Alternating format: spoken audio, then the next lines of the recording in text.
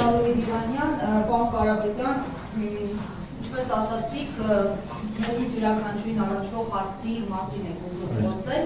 այդ հարցերի թվում նաև արդեն իրողություն դարձած թրիփն է, որը ինչպես ասում են ԿՊ-ականները, իշխանություններն, իշխանամետ շրջանակները հնարավորություններ է ստեղծելու, մասնագիտական շրջանակները, այդ թվում տարածաշրջանային փորձագետներ մատնանշում են դրա ռիսկերը։ Ձեզ համար թրիփը հնարավորություն է թե ռիսկ եւ ինչպես եք պատրաստվում հարաբերվել այս իրողության հետ։ Արդյոք թրիփով վտանգված է մեր Հայաստանի տնտեսությունը,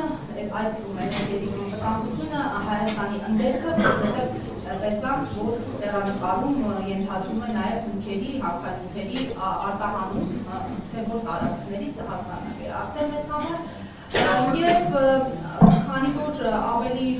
բաց, բայց արմատական հարցեր արծարծվեցին նախորդիկ պանելային քննարկման ընթացքում ձեր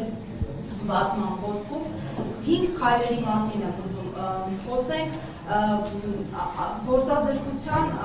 հարցի լուծման մասին եւ մյուս հարցադրումների մասին բազմիցս խոսվել է, դուք ինչ հեռանկարով եք պատրաստվում լուծել այս հարցերը, այսինքն այս 5 քայլերը ինչ ժամկետներում եք լուծելու ու նաև տենդերների եւ պետգնումների հետ կապված խնդիրներ կան, եթե դառնանք իշխանություն, ինչպես եք դա դարձնելու ավելի թափանցիկ, ես կոնկրետ օրինակով եմ ուզում խոսել, ավազան ունեինք մի քանի ամիս շարունակ գրվել է դրա մասին, քաղաքացին ուղղակի կորցրել է իր դաշտերը 96 թվականից իր հիմնած բիզնեսը, որովհետեւ 2019 թվականից հետո ինչ-ինչ հանգամանքների կողմից պայմանավորված կուրսը մղվել տենդերներից, տեղը զիջելով, այսպես կնամիցանոց սկզբունքով տենդերային գնումների։ Եվ ենթակառուցվածքների հետ կապված, այսինքն էկոսիստեմը կարևոր է նոր բնակարանների հետ կապված, բայց ենթակառուցվածքների վրա շեշտադրումը, որովհետև հասկացանք բնակարանաշինությունը լայն թափ է ստացել, բայց ճանապարհներ չկան, եւ մարդիկ ոնց են գնալու կան։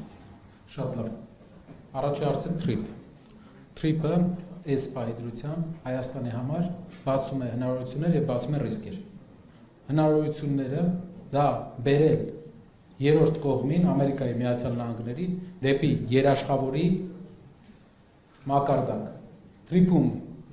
պայմանավորվածության մեջ Ամերիկայի Միացյալ Նահանգները հանդիսանում են որպես ՎԿ։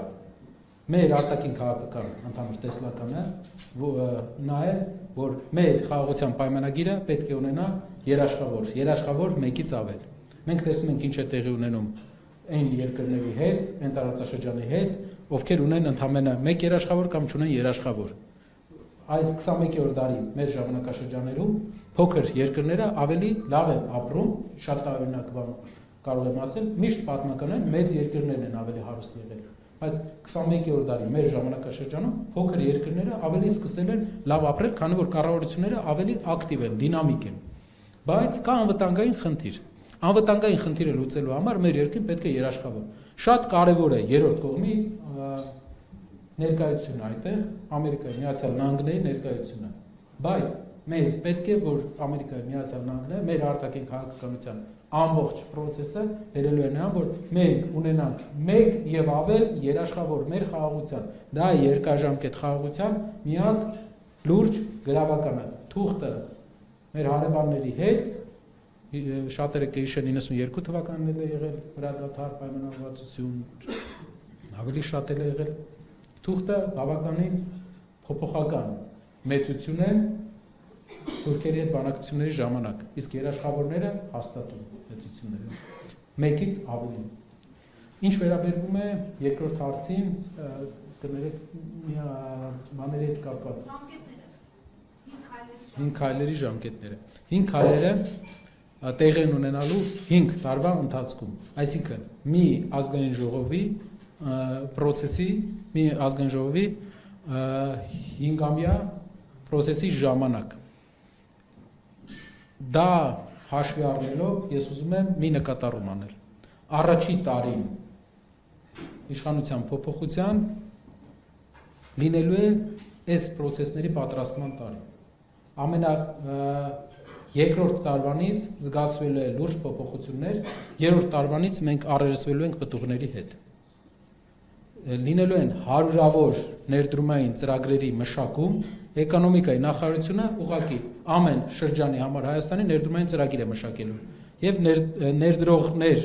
պետական աջակցություն դրսի ֆինանսավորում համակցությամբ երկիր մտնելու է աննախադեպ քանակի ներդրման միջոց, որը մինչև այս խոսքը տվածի պես չի, որ մտնելու է։ Մենք ցույց տվեցինք ճանապարհը, մենք ցույց տվեցինք չինական արտահանման ընկերության 70% ֆինանսավորումը, այսինքն չինական արտահանման ընկերությունը արտոնված վարկ է տրամադրում 70%, 30%-ից 15%-ը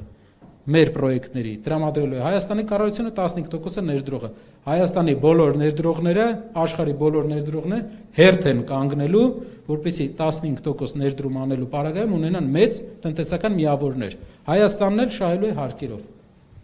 5 տարի քայլերի հաջորդականությունը, անշարժույթի ուղղությամբ, իսկ հարկերի ուղղությամբ առաջի տարում 6 ամսվա կտրվածքով առաջին իսկ բյուջեի պլանավորման ժամանակ փոքր բիզնեսի հարկերը 0 անալու են։